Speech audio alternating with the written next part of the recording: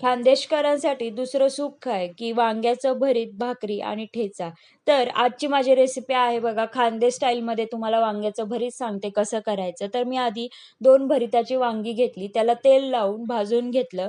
त्यानंतर मग मी 8 ते 10 पाकळ्या लसणाच्या आणि 4 हिरव्या मिरच्या ठेचून ठेचा केला त्याचा. त्यानंतर एक ढब्बू मिरची चिरून घेतली.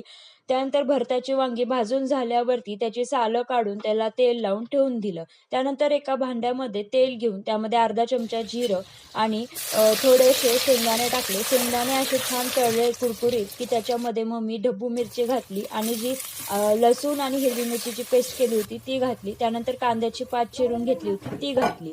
थोडंसं मीठ घातलं आणि वांगं जे स्मॅश करून घेतलं होतं ते घातलं. तयार झालंय बघा खानदेश स्टाईलमध्ये वांग्याचं भरीत.